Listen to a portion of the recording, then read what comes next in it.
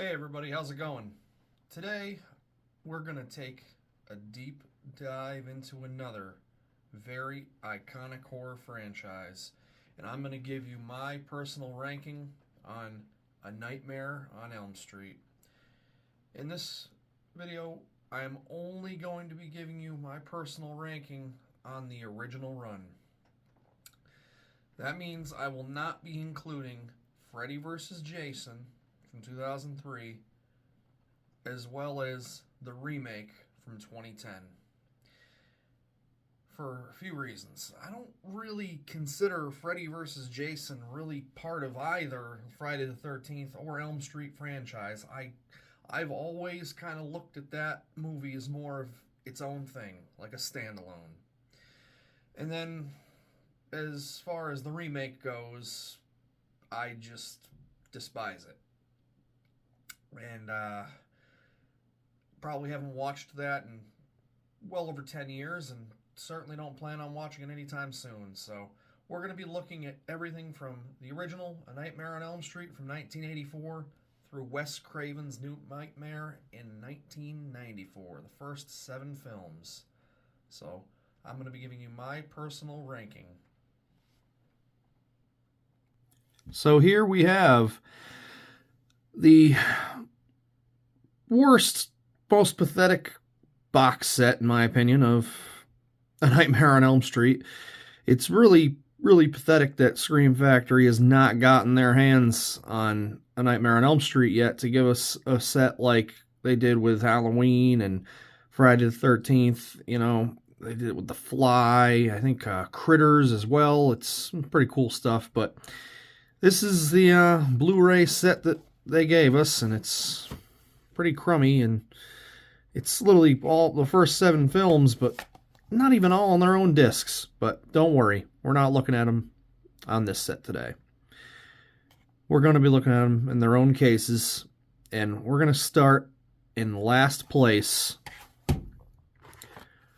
with Freddys Dead, The Final Nightmare. What do I need to say about this dumpster fire of a film? I mean, Freddy is a pure joke, an absolute carnival barker in this film. I mean, you get the daughter that you never heard of until just now, the 3D elements at the end. I mean, you get Tom Arnold and Roseanne in there. I mean, come on. You know, great graphics. I mean, Freddy playing freaking Nintendo, the Power Glove, was just absolute abysmal garbage. I have never subjected my wife to this film. It is just an absolute disgrace, and I mean, I can't remember the last time I watched this film, and certainly don't plan on it anytime soon. Next here we have A Nightmare on Elm Street Part 5, The Dream Child. Now, compared to Freddys Dead, this is a fucking masterpiece, but it's still not the greatest by any stretch of the imagination. I really didn't like how they kind of went in a little bit of a more gothic kind of tone with this. They're bringing back the Amanda Kruger storyline and Alice with her baby and Freddy trying to like possess the freaking unborn child, and it was really, really odd. I mean, the motorcycle kill, Dan's motorcycle kill, that's the only redeemable thing in this movie. The only thing about it I like and remember. I mean, I'll watch this every now and again and just have it on in the background. Don't really enjoy it too much. Then we have A Nightmare on Elm Street Part 4, The Dream Master. I mean, Kincaid's dog pissing fire to resurrect Freddy. I mean, come on. You get, you know, this is definitely the MTV Freddy, you know. This was, I think, 88.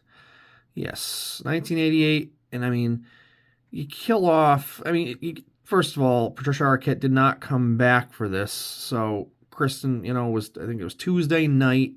You know, Kincaid, Joey, and Kristen, they all get killed off right away. And then we're supposed to jump on the whole Alice and Dan train. I mean, it is what it is. I respect this film for what it is. The roach kill, love it. You know, there were the waterbed kill with Joey was all right, but I mean, Freddy just started getting a little too kooky for me, and I just noticed it as a kid. I'd look at it as an adult, notice it even more. Then we have Wes Craven's New Nightmare.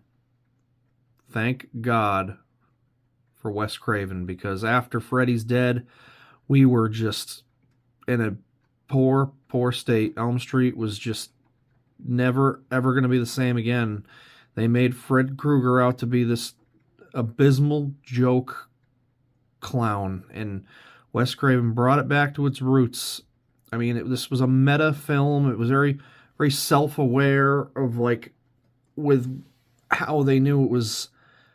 Robert Englund was Robert Englund. Heather Langenkamp was Heather Langenkamp. You know, she had to become Nancy again. The actors were playing versions of themselves. I mean, it was like as if the movies never existed. But Freddy was fucking scary again in this film. I remember it as a kid. It was spooky, you know. And then Dylan, you know, the way they had the child in here again, and then Nancy or Heather, however you want to look at it, had to come in and save her child from Freddy and save the day again, become Nancy one last time. I respect this movie, very, very underrated, and I love it for all it's worth. It's an excellent, excellent film.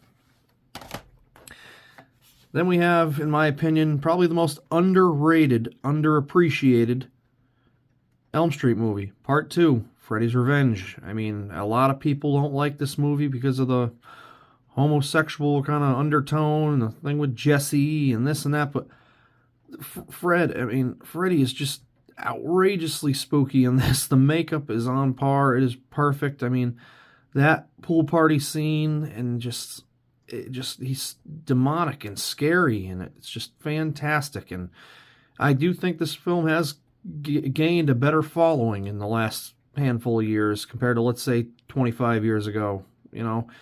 But I mean, this was Freddy. It is the makeup, the way Robert looked was definitely the peak.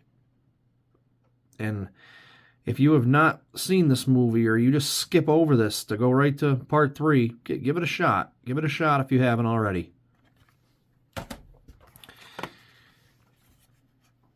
And then we have A Nightmare on Elm Street Part 3, Dream Warriors. You gotta rock that Dawkins.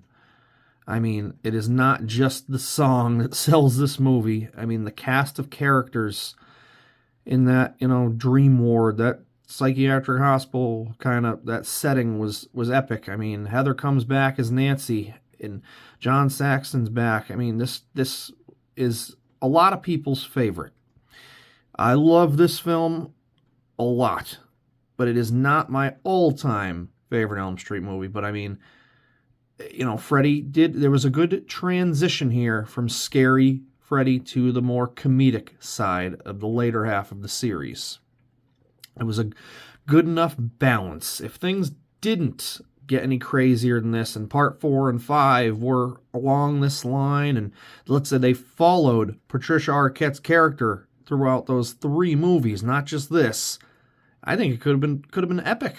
But you know, the way Nancy goes out in the end there, the way Freddy takes her out with, you know, posing as her father and then just stabbing her like that, it was the way a final girl like Nancy Thompson, that still bothers me a lot. And then when Freddy and Nancy first see each other in this film, it should have been Freddy as Freddy, not as the worm. That still bugs me a lot, but I can get past it because everything else about this film is pretty freaking awesome, and I do love it. But nothing will beat Wes Craven's absolute masterpiece of A Nightmare on Elm Street from 1984. Everything about this movie, pure perfection. Freddy Krueger came in right at the tail end of that slasher peak when it was still at its prime, from I'd say like 78 to 84 was the prime years, and it started kind of going downhill. So Freddy he jumped in right at the end. But I mean, this film, in my opinion, consists of the greatest kill in horror history. Tina's death in the beginning of A Nightmare on Elm Street was the most horrifying thing I had ever witnessed as a young kid, and it really freaked me out. And Heather Langenkamp, Nancy Thompson, in my opinion, number two all-time favorite final girl.